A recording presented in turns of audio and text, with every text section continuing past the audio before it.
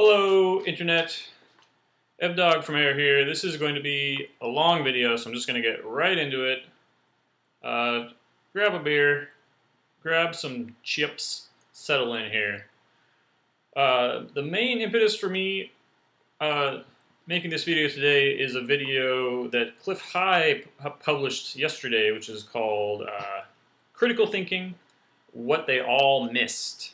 I'll post a link to that in the description below. And basically, I like Clif High a lot. I think that he has a lot of interesting things to say. He certainly has a wealth of knowledge. I mostly agree with him 100% in this video, and I want to spend a good part of time echoing what he has to say. The one point where him and I disagree is on the severity of the virus, SARS-CoV-2, as they're calling it. He says that it's basically very, very serious, and I'm not saying I don't think it's serious. I'm saying that we don't know, and we don't have the information to make that assessment, which is really just weird. And so nevertheless, I am staying home. When I do go out, I'm wearing a mask. But I'm just not sure that we can really say that this is the end of the world scenario that Clif is. The way I look at it, nothing makes sense. Nothing makes sense in terms of the reporting. The numbers just don't add up. So one thing Clif has to say about it that I'd like some response to, he says that basically something like bioweapons always have some kind of antidote before they're released. A countermeasure, or I can't remember what word he uses, but I've never seen that to be the case in the research that I've done into bioweapons. So Lyme disease certainly doesn't have an antidote. I agree with the sentiment there, which is in the first video I made the point that basically the point with the challenge with bioweapons is that they're very hard to control. So once you let them out, they have a tendency to just run amok. There's this thing called blowback, which is you get sick from the spread or from your enemy using the bioweapon against you, picking it up and throwing it back at your own people.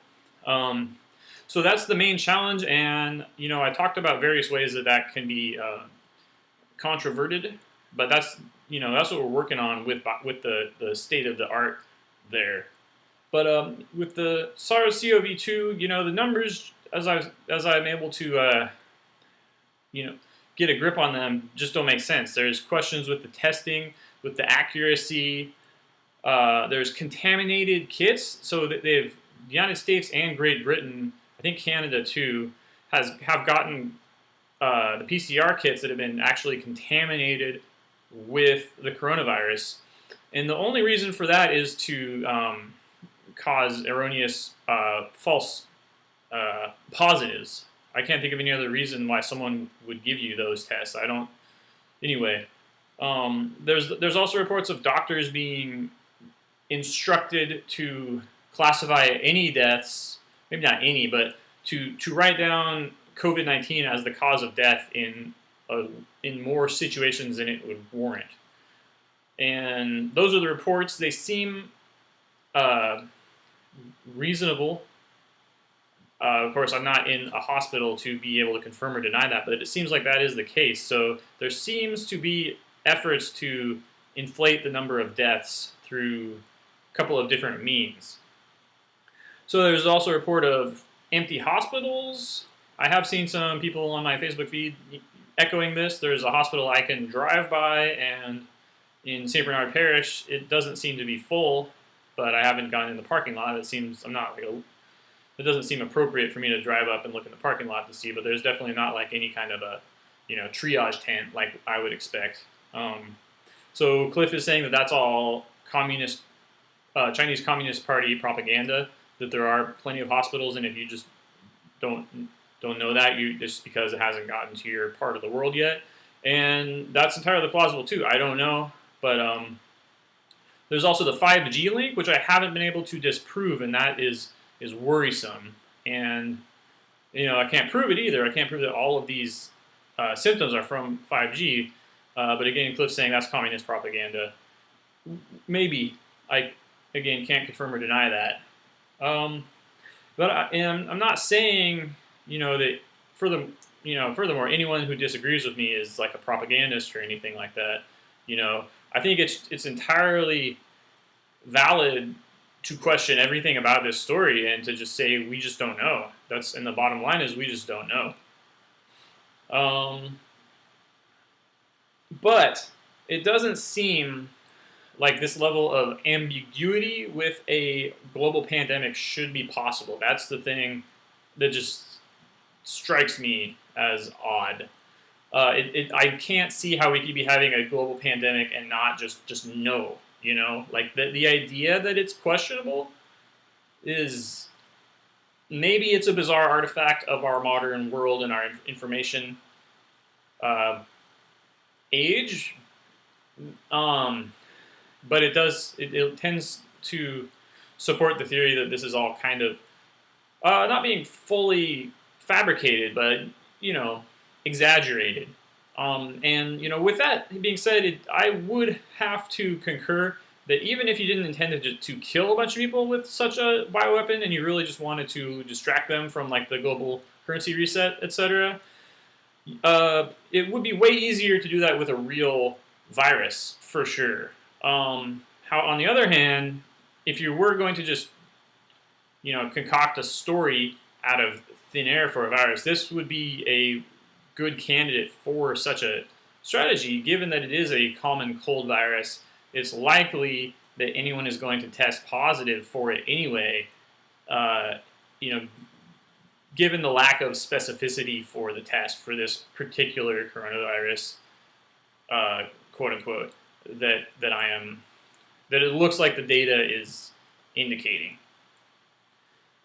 So, to the point that it's serious, the Teddy Roosevelt, the USS Theodore Roosevelt, is out of commission. That's 5,000 U.S. sailors who have been taken off the ship in Guam and put in temporary housing, quarantine. So it's at least put one United States aircraft carrier out of commission. And that just illustrates the point that, secrecy in terms of germ warfare is often a necessary part of the equation. Because that's if anyone wanted to strike America right now, that would be a clear opportunity. So, I think that the censure of the captain with his leak of this memo that he wrote to the top brass was appropriate, because that is really, in times of war, which we thankfully are not officially, that would be a grievous blunder that would put a lot of American sailors and civilians at risk with however that memo got out, But yeah, secrecy was not maintained, and so I think it was appropriate for his removal from command. Some other things don't make sense. Just the whole quarantine, the lockdown doesn't make sense. It doesn't seem healthy. You can still go to a fast food restaurant and get lettuce on your hamburger. I've worked in kitchens. Kitchens are gross. You shouldn't be eating raw food that someone else cooked, like especially right now. It's just crazy that those aren't shut down. I mean, if this is real, that makes absolutely no sense. Another really weird thing is the masks. Like, I remember, anyone who's been following this remembers that when it first came out, we were all being told you could only the N95 mask with the small particle size would be effective in combating these viruses. Now they're telling us just do whatever, get a hanky, get a bandana, and they're saying furthermore that it's because these N95s are so they don't have very many of them, so they need to use those for the frontline people, and we're just not as important. And that just makes no sense in this kind of thing, we're being told to do something just to make us feel good, apparently.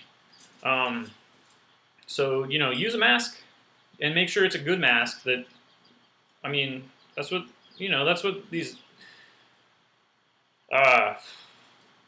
these specifications are for. The N95 specification is to certification is to say that this works for a certain particle size of virus. So a bandana is not going to work. A t-shirt's not going to work. It's just not. I mean, like, just ridiculous stuff. So yeah, again, I'm staying home. I am wearing a mask. And when I do go out, which has been like twice, I shave this stuff. So I make sure I have a nice tight seal. Okay? That's just how you do it. If you're getting air around your mask, the mask isn't doing anything. So please, if you get a mask, learn how they work. Because I've seen some people at the grocery store, Lordy, they don't know what's going on. A big reason that I'm doing that, because I don't know if this is real or not, but doesn't hurt to take precautions. Well, it does. It can. But my wife has Lyme disease, so that is impairing her immune system. So she is very much in the at-risk category for this kind of thing. So that's the number one thing for me, why I don't want to get sick. But it also brings up the point that, because of her Lyme disease, we stick to a very strict regimen. Our diet is very strict. We take a lot of supplements that are designed to boost the immune system anyway. So we are just in the long haul for taking care of our health, and also understanding that we are just on our own. The CDC doesn't admit that Lyme disease exists. The CDC is a bunch of phonies. I'm not going to use any bad words, but they're not for the people. They're not doing their job. Yeah, anyway.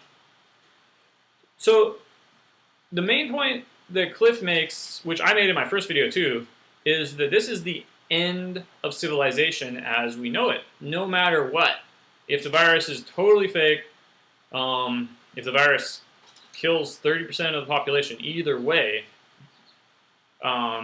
there are so many bad things coming down the pipe with the global cooling, etc., and just the instability of the economy, that this is the end of civilization as it has heretofore been practiced. And that's another point that makes me say that makes me lean toward it not being severe, is that I don't see it necessary because of those things that I mentioned that I'm not gonna get into. Plenty of people talk about that. I've got my own little niche to carve out here, but there's a lot of bad stuff coming down the way, and this is just the beginning. So saddle up, folks. It's gonna be a bumpy ride. So I don't think it's gonna be like a Mad Max scenario, but it's gonna be, some places it will be a Mad Max scenario, but it's gonna be hard. And the point that Clif makes, one of the points is that the just-in-time delivery system is currently breaking down, never to be replaced because it's a terrible system.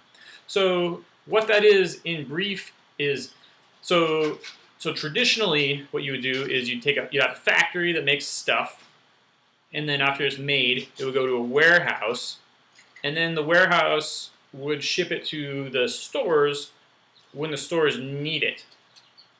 And so a warehouse would make money as the middleman, but they would also carry a big risk for that stuff because they'd have to pay to maintain it, and they'd have to pay to maintain the building, and they'd also have to do a bunch of math and say, how much toilet paper does the city of New York need for the next 6 months? And then they'd have to buy that much. And if New York City doesn't end up using that toilet paper, they lose a lot of money and they can go bankrupt.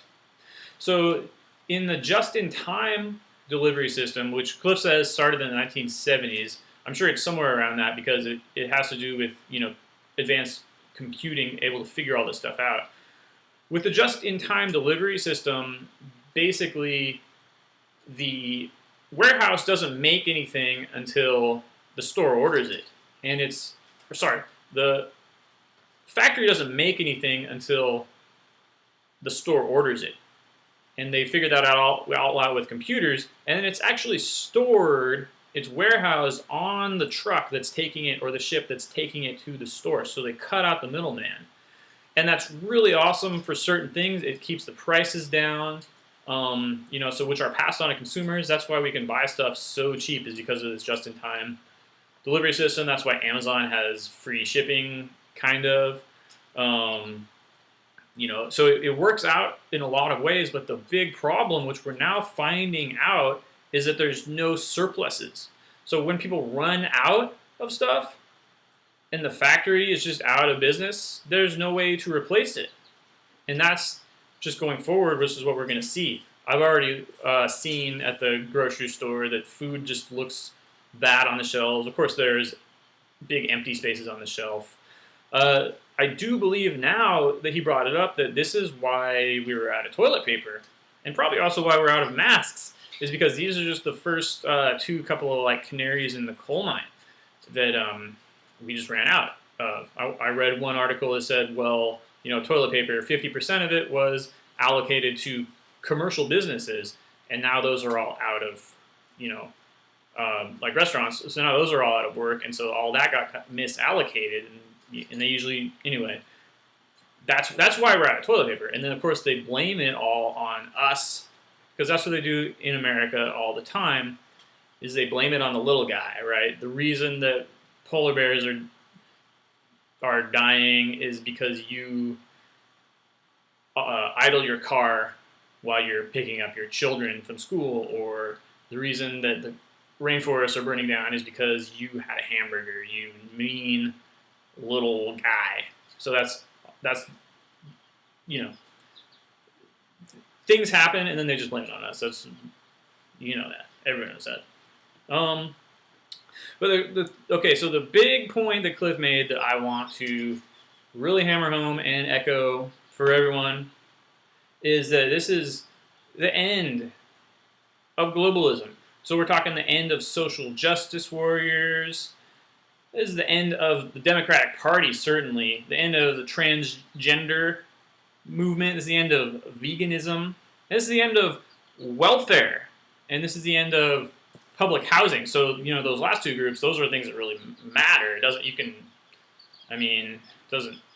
Some college professors are going to be out of work with the social justice warrior thing, but the welfare stuff is where people are really going to start to hurt.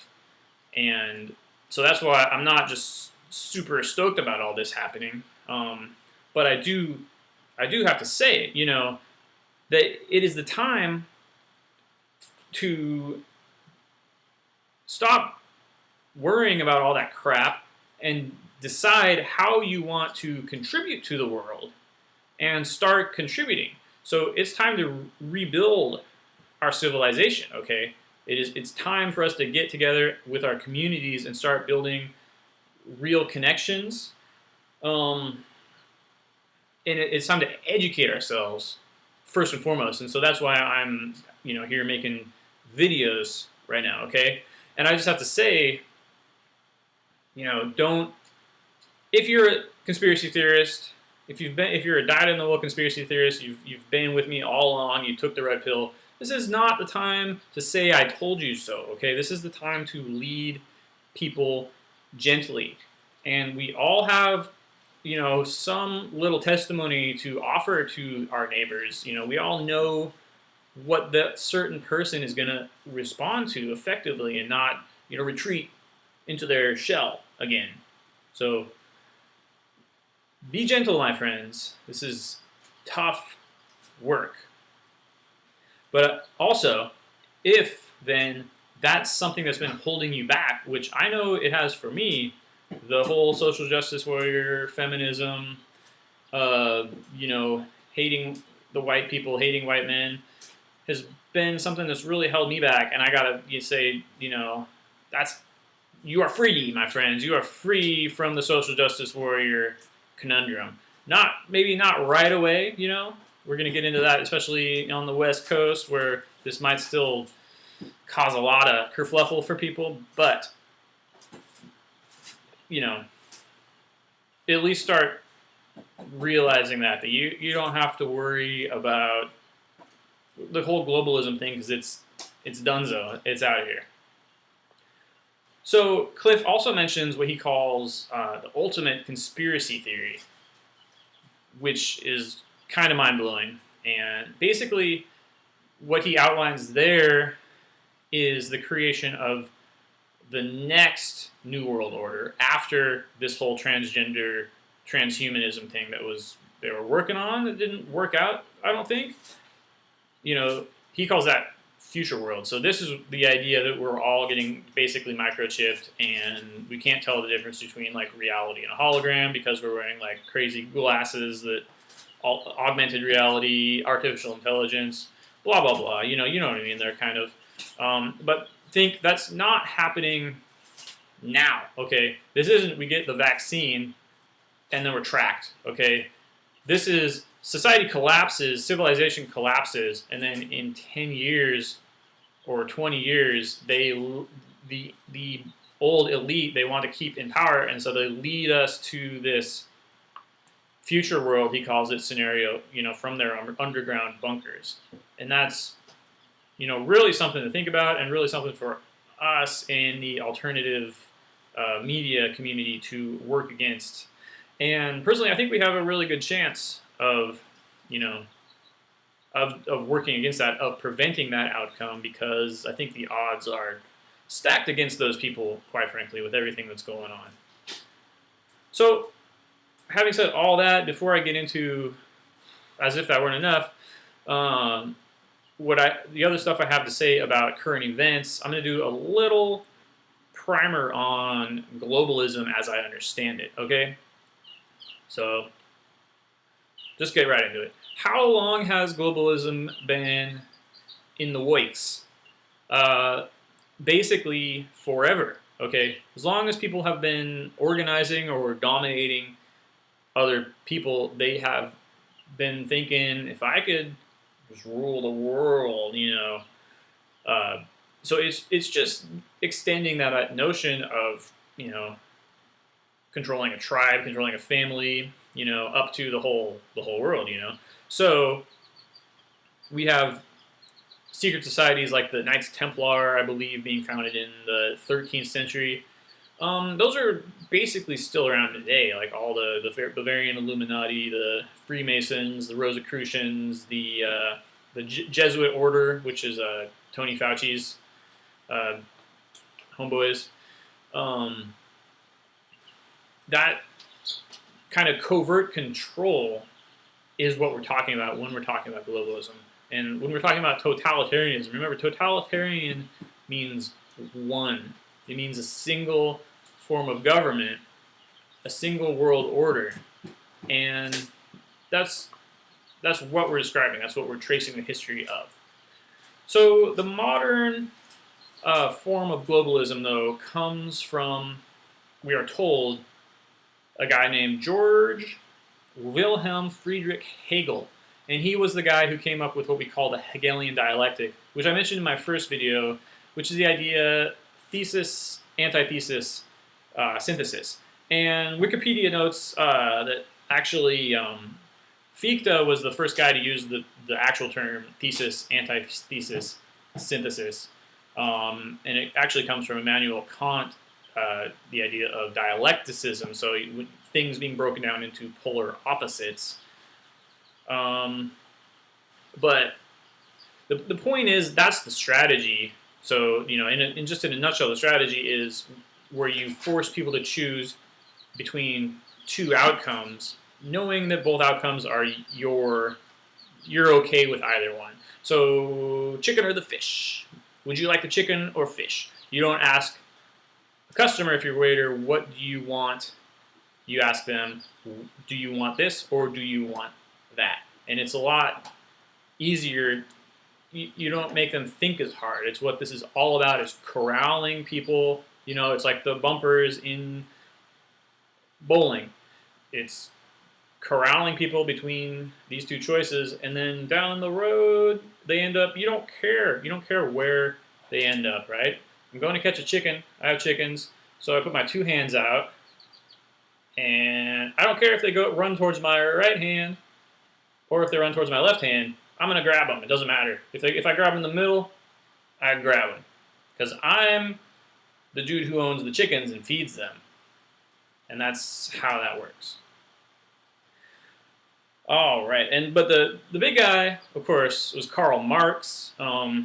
His dates were Hegel's dates were 1770 to 1831. So he only 61 years. Karl Marx was 1818 to 1883, and of course he's the guy who came up with Marxism and communism and all this. And so he's the guy that basically all this stuff is thought to originate from. But as we've seen, that's just a big gloss over a massive section of philosophy that I don't know a whole lot about, to be honest. But the point is, it doesn't really matter what the philosophers are arguing, because the words of the philosophers are primarily used as propaganda by the elite to either, convince the masses or convince themselves, or maybe convince other philosophers that what they're saying is right. So, think of Nietzsche with his famous saying, "God is dead." And a lot of people will tell you that that was extremely clever of him. And maybe it was, but the whole point historically is that it was used as propaganda to undermine the church's authority, right? And it's not even the church being right, it's the church being a power structure, okay? So, but you've got this argument that you use to defeat another argument. And also, I gotta say that with these philosophers, like the little bit that I have read of them in terms of their actual works, they're not coming out and saying, this is how you start a revolution, okay? This is how you control people.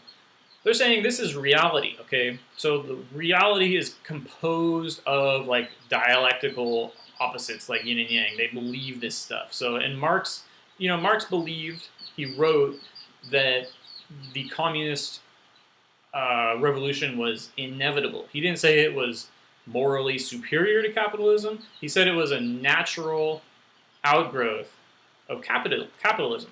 So, just you got to think about that as well when you're considering people's motivations and how this kind of stuff comes about historically, okay? All right, so that's philosophers, and in terms of history, the roughly first time this was used was in the so-called revolutions of 1830. So revolutions, there were a lot of them. They happened at the same time. There was a revolution in France, in Belgium, in Portugal, in Poland, in Switzerland, in Italy, and then across the pond in South America, there was the 1831 was the breakup of Gran Colombia, which consisted of the modern-day countries of Colombia, Peru, Venezuela, Guyana, and Ecuador, and also Panama. For similar, basically the same reasons, okay? And then 18 years later, 1848, were the revolutions of 1848. And that coincides with Marx's release of his book Capital, which is, the blueprint kind of, or the philosophical justification for all this we're saying, okay? I'm going to read this list again. All right, 1848, we have Italy, France, Germany, Denmark, Austria, Hungary, Serbia, Czech Republic, Slovakia, Croatia, Ukraine, Romania, Switzerland again, Poland, Iran, Spain, and then in South America, or Latin America, we have Chile, Brazil, and Mexico were directly related to that. And so those were all populist uprisings. They were all designed to destroy the nobility, the old world order, and to bring about a new world order consisting of democratically elected governments. And they all basically failed. Some of those countries still kind of exist today. You can look that up on your own. But basically they all failed. And that's very interesting to note. So the reason that they failed is that people didn't go for it. So, because remember, with the philosophers, they're telling you that this stuff is all just right. This is just the natural order of things, and they just understand that, okay?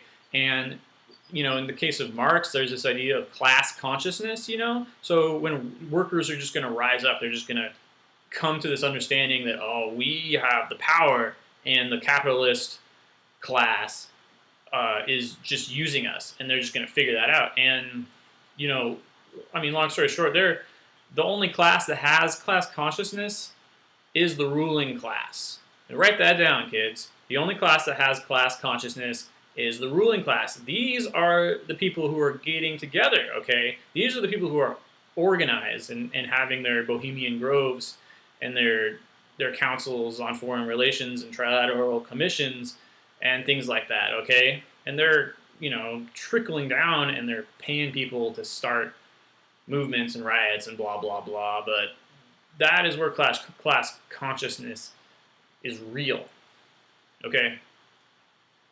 So people didn't see like equality as this great motivator. They didn't see universal basic income or minimum wage or even a 40-hour work week as this great concept that was worth dying for. They actually preferred the old system, even when they were peasants and blah, blah, blah. If they could work for something, they would prefer that to not having to work for nothing, which is what communism gave them.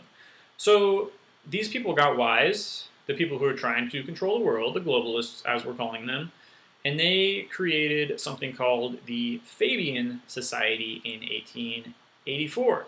And the Fabian Society, they've changed this, but their logo used to be a wolf in sheep's clothing.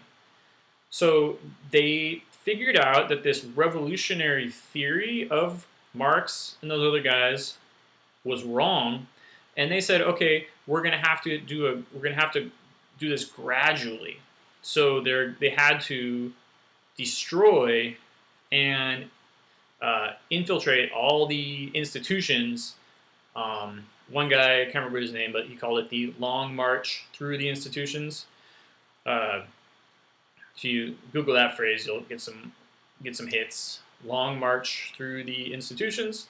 So that includes like churches, nations, even like fraternal organizations, unions, just any kind of group where people were able to get together and form on their own. See, they would form these groups, and they didn't have to have some crazy ideology. They would just be like, yeah, we all like keeping bees, and then they would share their knowledge of keeping bees. And if one guy had a poor honey harvest that year, they would all pitch in, and it worked, kind of, and I mean, it's not perfect, but it was, apparently history has shown us, it was preferable to what came next. So to recap then, just historically, what I'm showing there is the whole Hegelian dialectic thing, which is this divide and conquer strategy.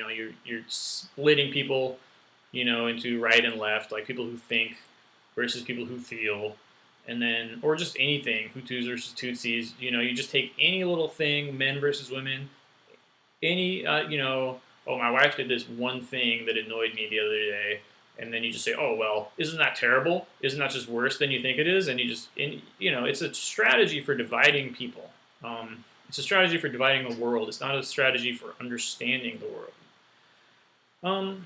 And then the other point with that is that strategy is working at different levels, okay? So the philosophers, again, they don't really matter. I'm sorry, philosophers, but you don't really matter. The people who have the money and the guns are the ones who matter. And so the philosophers are arguing amongst themselves, and they're coming up with arguments for why things are a certain way, and that's all great. But the elites are not arguing with themselves or with anyone. If you go up to George Soros and you say, George Soros, what did I say in my first video? Thomas Malthus was wrong. He was wrong. George Soros is going to say, well, buddy, I have a lot of money, so I don't care. So because you see, this is their justification for them being elite, basically, is that they have a bunch of money. And people who don't have a bunch of money, in their opinion, haven't figured it out, and we're all just worthless. Okay? So the philosophical arguments, I mean, they might find that interesting. They might like pick and choose and say, aha, that's why eugenics, or, you know, that's why population control.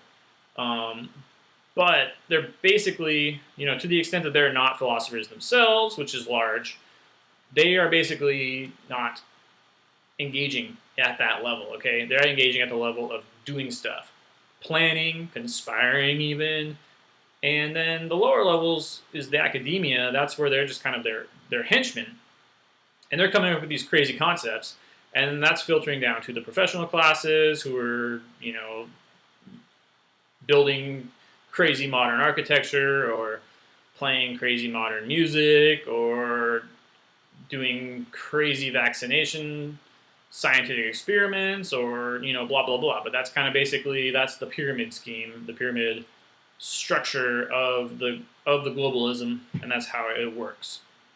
Okay, so all modern nation states, though, come from this time period, come from the 19th century.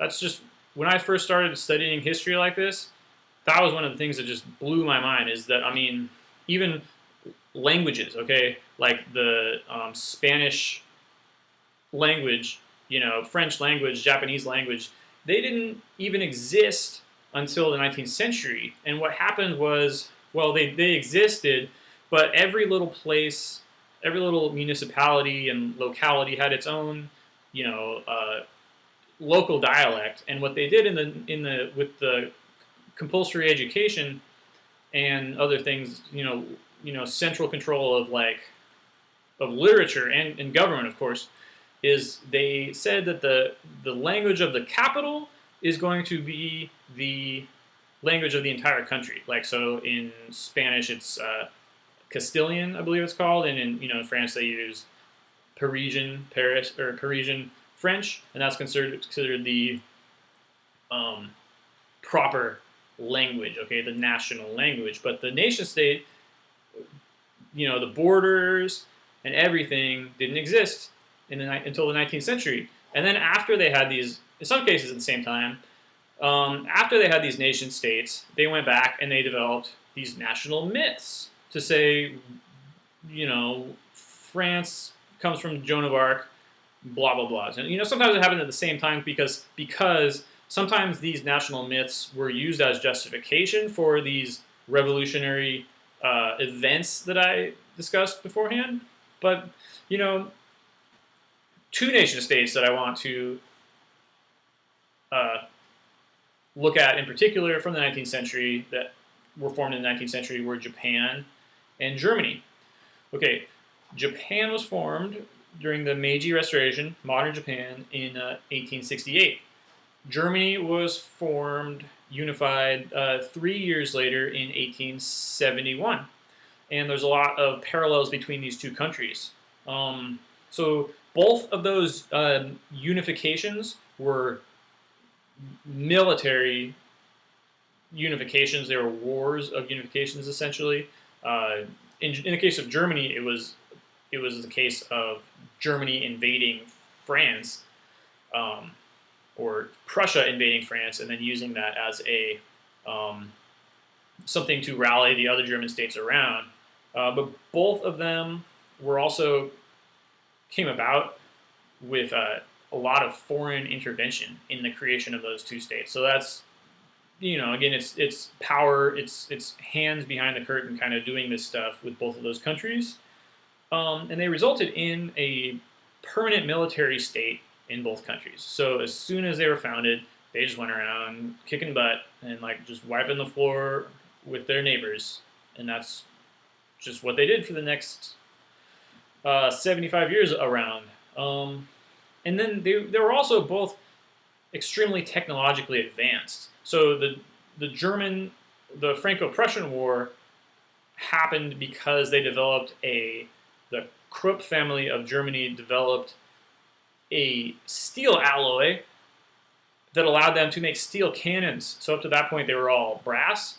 And when they had these steel cannons, they could shoot so much farther that they just, what they said is that, you know, the practice was with the brass cannons or the bronze cannons was they would shoot the enemy with their cannons to soften them up, and then they would go send their cavalry in to wipe them out. And in the Franco-Prussian War, they shot them with their cannons, their steel cannons, and then they sent the cavalry to go finish them off. And the cavalry was like, "There's nothing here but pink mist," and that was how they won. And then, you know, later during the Russo-Japanese War, the Japanese were the first to use wireless communications in warfare, but just a lot of other technological stuff like that to look into during that time period. So before I get to World War II, which is obviously where that's leading, I'm going to mention the Bolshevik Revolution, but not just the Bolshevik Revolution. When I was looking it up, so the Bolshevik Revolution was 1917, and we all know that was a big communist takeover of Russia. It took several more years, but anyway, it started in 1917 with the end of World War I, hint hint, and Spanish flu, hint hint. But it wasn't the only one, okay? 1917, we saw communist failed revolutions in Spain and Iran. And then in 1918, there was a communist revolution in the Ukraine, Hungary, Netherlands. There's a Finnish Civil War, and there was the Darwin Rebellion. It wasn't too big, but it was a communist rebellion in Australia. And there was also some sort of a thing in Belgium. And then in 1919, there was the Battle of George Square in Scotland. There was the Tragic Week in Argentina. And then there was the Limerick Soviet in Ireland. And then in 1920, there was communist revolutions in Georgia, Poland, and Argentina. So, and that's just the communist revolutions. I just pulled this out of Wikipedia, and this is just the revolutions during that time period that they say were communist, okay? And you can look into, there was so much other stuff going around during that time period. So, you know, long story short, all over the world, there is this destabilization using communism, okay? And in the midst of all this, we have two fascist military superpowers emerging on either side of the biggest landmass, okay? So maybe this is Japan and this was Germany, okay? And then, so they have unmatched technological superiority this whole time. So World War I, Germany was never invaded. Not a single foreign soldier set foot on German soil.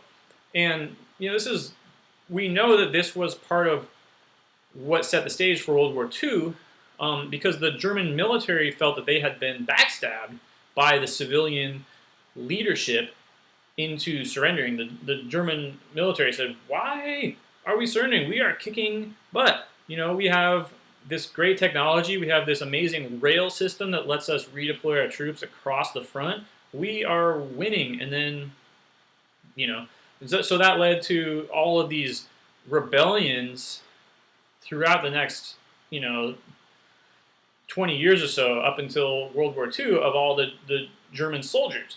And that set the stage for the formation of the Nazi Party as a nationalist movement. So, you know, left to right there, obviously. Japan had been forming its overseas empire since 1895.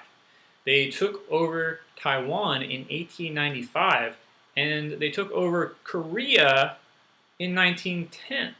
And we think, in the United States, we think of World War II as starting in 1942, when we were bombed at Pearl Harbor. But that's, you know, as I'm showing here, that's just so ridiculous. So anyway, these two countries revolutionized warfare, they modernized it, and they just steamrolled everyone, and they just took over everything. It's just so fast. This is the history of our world, okay? And they used this crazy secret technology that they were developing that we don't even know about these days. I mean, there's books and books and books about all this kind of stuff. And they're just smashing everybody. They're just winning so hard you don't even know. You've never seen stuff like this. And then America comes in and saves the day. Wah, wah. And that's exactly what happened in World War I with the addition of germ warfare. Hint, hint. But anyway, it's mysterious. And I mean, you can study this your whole life and not tell me how, not tell me the answer to the mystery. But regardless, some event happened at some point during World War II. Some event happened, something happened, or something was learned that we still, the regular people, don't know, okay? And my speculation that I made in my first COVID-19 video was that it might have to do with DNA, and it might be the knowledge that we were destroying our DNA with all the crazy germ warfare that we were using. I would say in World War II, mostly with the civilian population, meaning vaccines and such. But there's also the atomic weaponry and Tesla technology, on and on and on. Who knows? Just a little speculation there. So the recap, though, World War II, the whole 19th century and the 20th century was the story of communism versus fascism. So, we think of Democrat versus Republican, and I was like, this is real history was communism versus fascism. And guess what? World War II, as far as we know, communism won. Okay? Fascists were defeated. The imperial Japanese were defeated. The Nazis were defeated. The actual fascists in Italy were all defeated, and the communists won. And interesting thing to look at is just who we were allied with, the Americans. We were allied with the Russians, the Soviets, and in China we were also allied with the communists. And most people think we were allied with the nationalists in Japan, but that's just not true. Look at the New Deal, for example. I mean, FDR was full-on socialist, okay? So we had full-on socialism in the United States, and we were working with the communists against the fascists. And, the Nazis were telling everyone, at least a lot of them probably believed, that they were fighting communism. They weren't trying to kill the certain ethnic group. They were trying to defend the fatherland from communism. That's just what they told people. That's what they believed. So, yeah, I mean, anyway, the more accurate thing to say is not that communism won, but that the third way, as Joseph Farrell calls it, between communism and fascism was selected. Okay, the synthesis between the thesis and the antithesis was selected, and that third way is America. Okay, with Russia and China in the background, kind of like, because the globalists are always hedging their bets. They have one strategy over here and another strategy over here, and they're just seeing what works. Okay, they're seeing how we, the regular people, respond to this. Okay, what we will buy, what we will swallow up. That's the whole thing. Okay, so America is the synthesis. The free world is the synthesis of communism and fascism. So, okay, so whether we're socialism is irrelevant. Whether Bernie Sanders is president or Donald Trump is president is irrelevant, because it's just obvious that what we are is this mishmash of different strategies that work. Okay, again, it doesn't matter if the chicken goes from my left hand or my right hand, or it comes down the center. I'm gonna grab it. Okay, I'm the boss of the chickens. So, having said that, is fascism a threat to all the never-Trumpers? Yes, theoretically, fascism is a threat. Historically, no. Fascism is not a threat.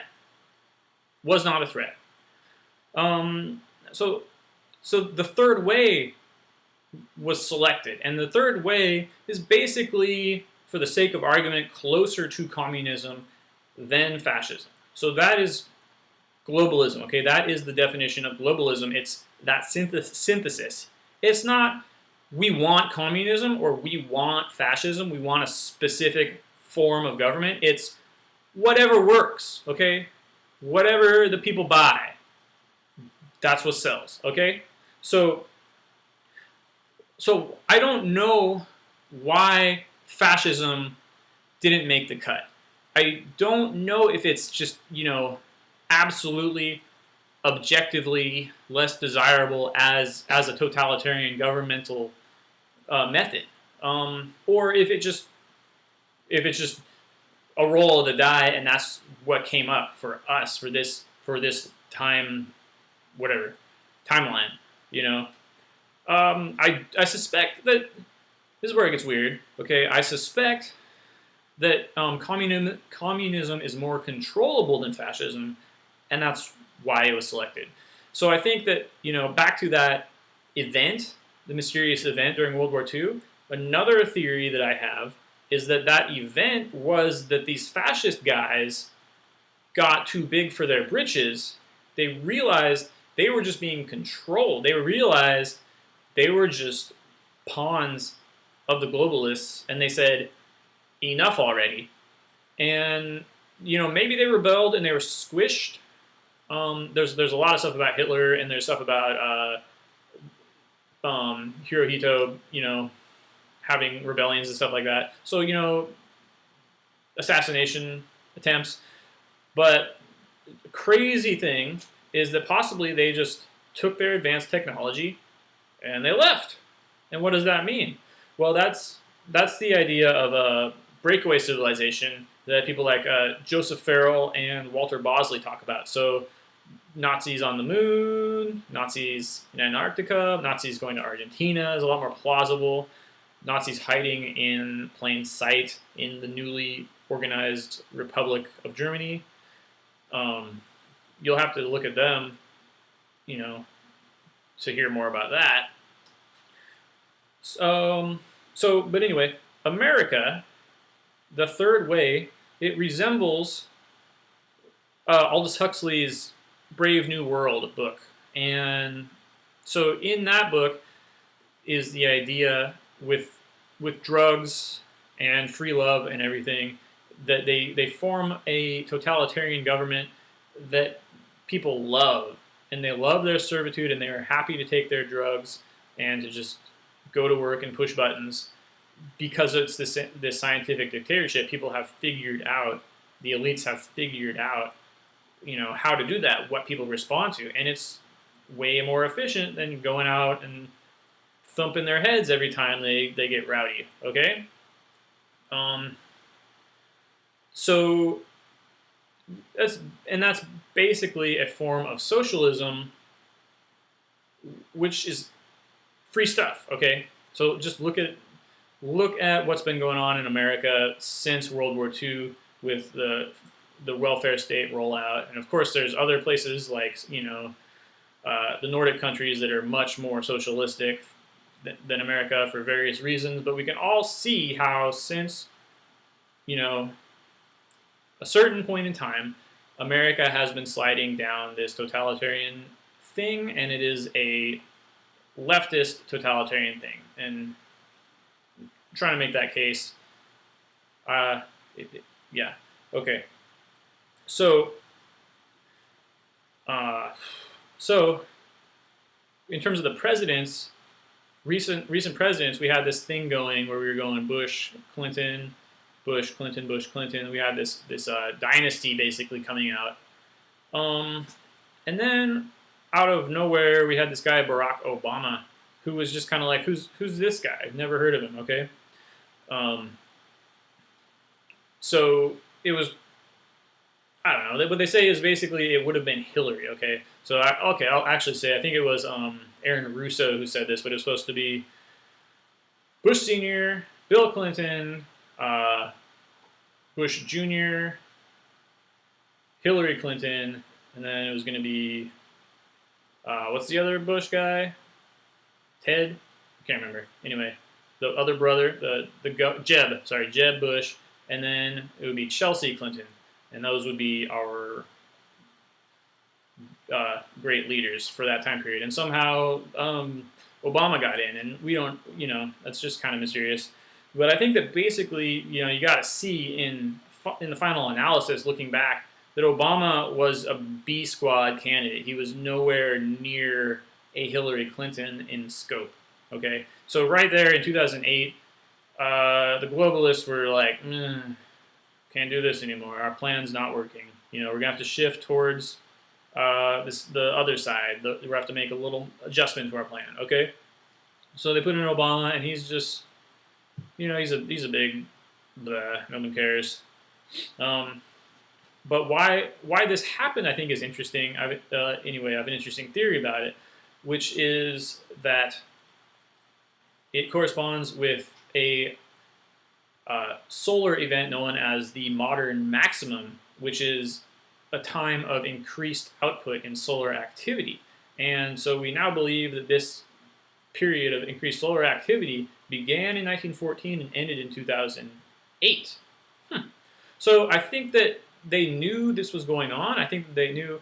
So the modern maximum, the solar maximum, is there's more energy coming from the sun during this time period. So temperatures on the planet are increasing. So maybe we can use that. Maybe we can tell people it's because of fossil fuels or something like that.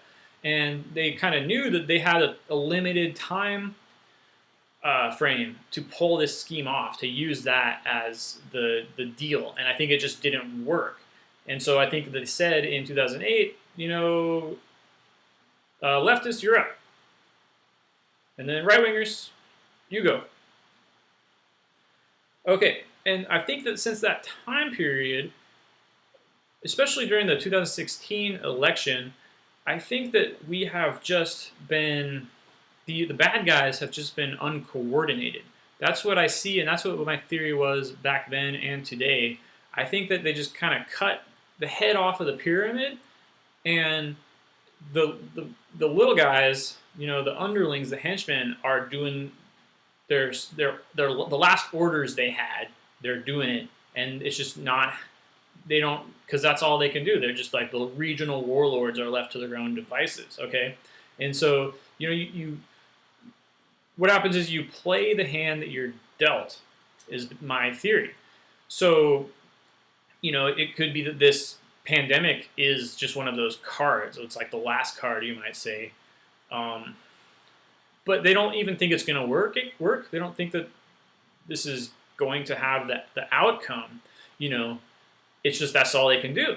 So they had this whole thing of like, we're going to do feminism, we're going to do transgenderism, and then the transgenderism requires surgery. Okay, and so we're going to get everyone to just need surgery in order to feel good, in order to become who they are, and that's going to lead to the whole putting a computer chip in your brain and stuff like that. And that just didn't work. And it didn't work in the time period that they were allotted. And so they scrapped it, and they moved to China. They took everything and moved to China, and we've been seeing that for a very long time. They're disinvesting in the West, and they're moving all of their assets over to China and reinvesting in China over there. And China's been going just bonkers, everyone knows that. I mean, they're building cities in the desert where no one's going to live, but maybe this was part of the plan.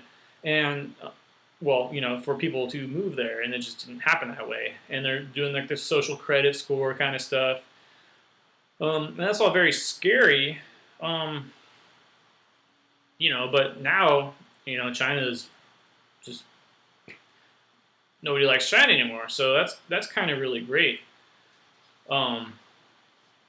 So I'm going to read a quote from Carol Rosen here, which I think you'll see how it fits.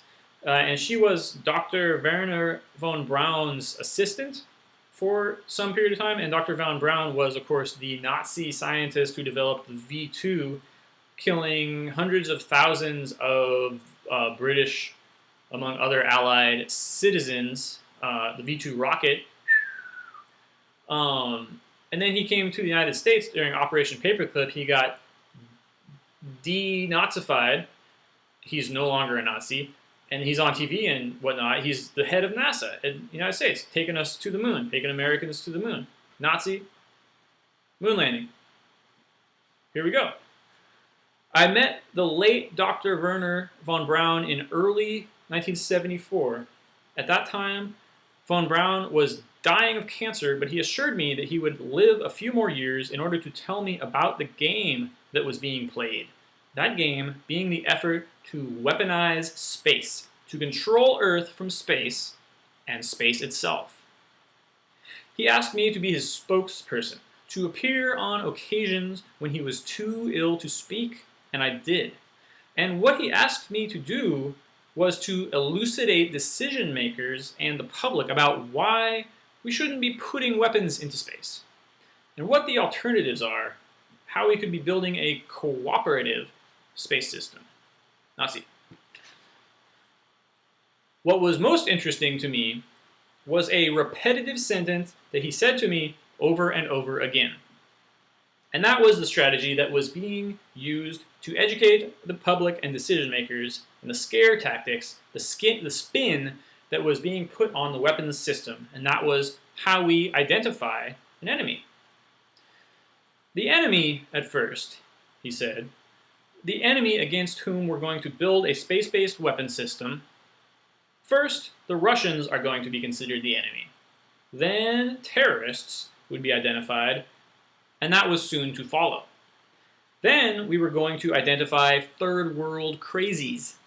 We now call them nations of concern. The next enemy was asteroids, and against asteroids we're going to build space-based weapons. And the funniest one of all was against what he called aliens, extraterrestrials. That would be the final card. And over and over and over during the 4 years that I knew him and was giving his speeches for him, he would bring up that last card. And remember, Carol, the last card is the alien card. We're going to have to build space-based weapons against aliens. And all of it, he said, is a lie. So, we don't have aliens, but we do have a virus. And again, that doesn't prove that this virus is a concocted kind of a thing, but that is the head of NASA telling us about the future right there. So, in the midst of all of this stuff, coronavirus is apparently underperforming.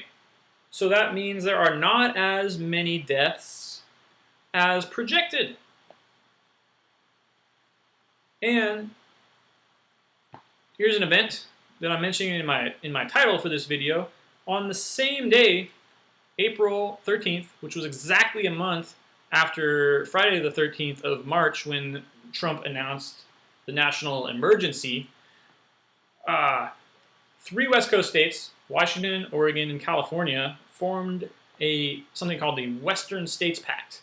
And 6 East Coast states, Delaware, New York, New Jersey, Connecticut, Pennsylvania, and Rhode Island, formed something they're just calling a multinational council. And basically, these extra-governmental bodies are stating that even after Trump says it's okay to lift the lockdown, they're going to continue the lockdown. And it's all going to be based on science. Okay, but it's not even like World Health Organization science or CDC science. It's California science and New York City science, okay? So this is what I've been looking at for the whole lockdown since we started saying when is the lockdown going to be lifted. I've been saying the lifting of the lockdown is going to be entirely political. And every little faction is going to be using this event for their own aims. And this is what we're seeing. This is just here, okay? So just to elucidate the different sides, okay? So Trump, who's a fascist, we're all saying nationalist, if you will, if you prefer, he wants to open the economy back up as soon as possible. The globalists, which are the different little states, are rebelling and they want to keep it closed. So that's just, I believe, important. And just today, I just read before I made this video, Donald Trump is halting the United States funding of the World Health Organization, which is another one of these science groups, okay? But they're not legitimate, I wouldn't say, but they're more legitimate than freaking California, okay? So this is all political, okay? This is all political. I'm not saying the virus doesn't exist. I'm not saying the virus is political, right? But the response to it by the governmental and non-governmental agencies, including Microsoft, is entirely political, and it's disgusting and it's shameful. And that is the thing that, I wish I could say I was surprised, but anyway, this is what's happening, okay?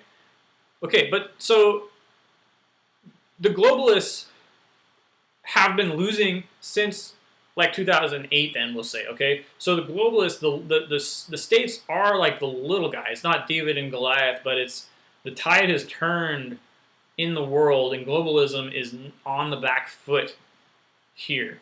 And, in terms of it being a dialectic, which it is, that's you don't destroy a thing the same way that you build a thing. So it's not just that we can say like, okay, we're going to shift to the nationalist infrastructure, because that doesn't exist. The nationalist infrastructure has been completely dismantled, okay? The right wing, like dictatorship, monarchy, fascist, again, like cartel kind of thing, has been, well, not cartels, but anyway, it's been dismantled. It doesn't exist. The just-in-time delivery system has replaced it, okay? And that's just being destroyed. So don't confuse one side being destroyed with another side being created, because that's the essential fallacy of the dialectic and why dialectics are false, okay? So, but globalism is done. Okay, the vaccine will not work. 5G will not be rolled out. We will not be rounded up and put in FEMA camps, everybody. China, with their social credit score, is donezo. Okay, the World Health Organization is donezo. The United Nations is donezo. Even California and New York are done-zo. All right, but that's not really that great because the economy is destroyed, okay? The supply chain is destroyed, okay? Even if the currency reset happens, even if we go back to the gold standard, it won't matter, because it's like, what part of that? Okay, you have 10 of every $100 being replaced with gold or something. Like, it's just so, so much of the economy is just going to be in tatters that it's not going to matter if the replacement works. It's only going to work for 5 people. Everyone else is just going to be scrambling around. It's going to suck. So, and the reason for that is that so many people are dependent on globalism. So, from the supply chain and the toilet paper that we all hoarded to, to welfare recipients, and like Medicaid and, people who paid into that social security system, they are all dependent on that. Government employees, and these are the people, these are the people that are going to be hosed, and there are so many of them. They are such a large part of the population compared to people like, myself and my wife, who are like basically self-employed and making YouTube videos and things like that, okay? And we're doing okay in the lockdown. We have a bunch of money saved up, but a lot of people I know are not. A lot of people are being evicted. A lot of people are going to die because of the economy. Okay, and it's just like that's just the thing is like people say stay alive, stay home or whatever.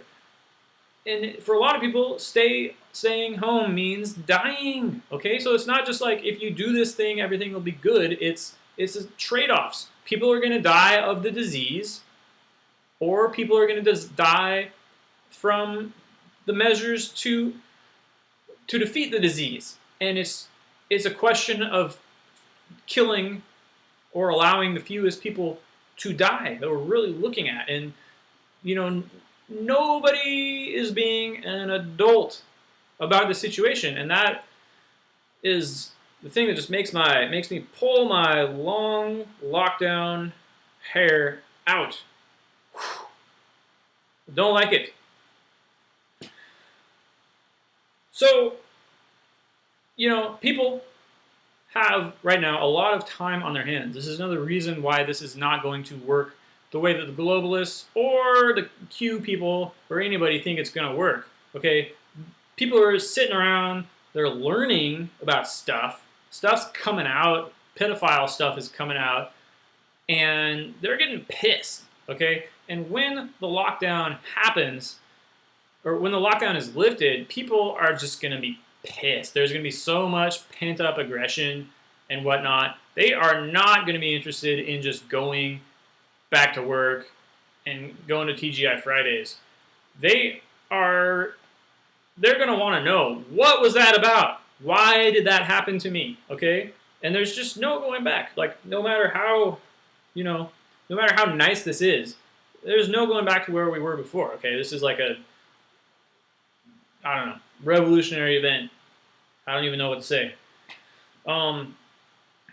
There's not going to be a strike, though. I saw one person, like in the comments section of something, say, well, we should have a strike. As soon as the quarantine is lifted, the lockdown is lifted, we should have a strike. And it's like, dude, people aren't going to be able to afford that. They've been out of work. So, that's part of the control thing, where I do think that part of the lockdown is just to get people desperate and keep them from being able to make money and et cetera, so that they can just be putty in their hands. I think that's part of like the very cynical ploys of the globalists. But guess what? That's not going to work either, because, as I said, people are so pissed. The trust is broken. Even the dumb soccer moms, it's just not going to work.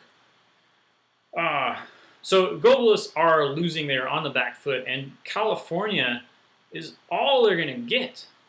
And maybe New York State, and maybe Oregon and Washington, because like those governors are just going to try and just hang on to the, Gavin Newsom's coattails.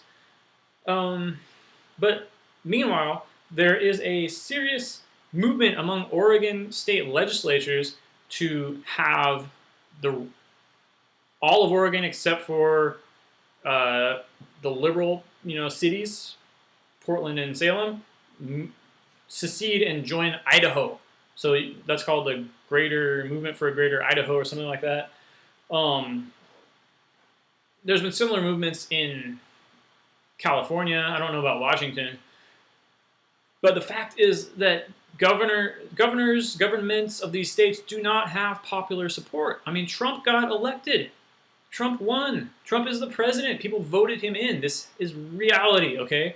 And across the nation, big part for that, to the extent that elections are legitimate, which I seriously question, but if they, to the extent that they were, it was the rural counties that gave him the presidency, okay? So there's this urban-rural divide that mirrors the left versus right divide, and the reason that people move to cities is to get free stuff, and that's why they vote for Democrats, is to get free stuff. And there's a cultural divide there between people who want free stuff at any cost and people who want to own something, who want to work for what they have. So I'm just worried, like, you know, when the lockdown gets lifted, I'm worried that it's going to be bloody. I don't think it's going to be bloody everywhere. I think it's only going to be bloody in these places where these states, you know, try to do this thing, this power grab, you know, because they don't have, it's going to be within the states, in my opinion, you know. I mean, and they could release germ warfare, other germ agents, you know, to try and say, like, there, you know, someone, a globalist could definitely say, oh, the quarantine's been lifted, now let's release a different germ agent to show the world how wrong Trump was and how cavalier he was in his attitudes. You know, that's something that could happen. That's something to worry about as well. You know, but at any rate, if you're living in one of these two areas, the West Coast or the East Coast, Lord have mercy. You know, you need to be prepared. Because stuff's gonna happen. All right. So that's about it for this video. So again, with an epidemic, I just want to say that you're more likely, with an illness, I should say, you're more likely to die because you get too sick to take care of yourself, to eat, or first to drink. You're going to die of lack of water before you're going to die of lack of food. And that's the basic kind of thing with healthcare, is just taking care of people, make sure they're warm and clean and well fed and have something to drink. So, and then just, yeah, so hygiene, food, and water. We're back to that old, you know, the old standard. And that's the most important thing, guys. So wash your hands and, you know, make sure you've got plenty of clean food and water, and, you know, learn about nutrition. Nutrition, there's a lot of disinfo about that too, but that's what's going to keep you healthy. Okay, Clif High likes chaga mushrooms. I forgot to mention that. So that's his recommendation. If you want to follow him, you can find those online. They're a mushroom that aids the immune system. So, but there's a lot of things that aid the immune system. Stay away from sugar. This video's, I don't need to, this video is very long already. I need to get into all that. So anyway, just stay safe, everyone. Please use this time, first of all, to learn. And that's why I'm making this video. You know, and ask me questions. If you want to know something, I'll do my best to figure it out and give you some kind of answer, what I think. Organize, even though you can't meet in person.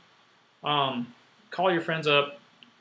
Talk to people every day and say, this is what I care about. This is what I want to do after the lockdown, okay?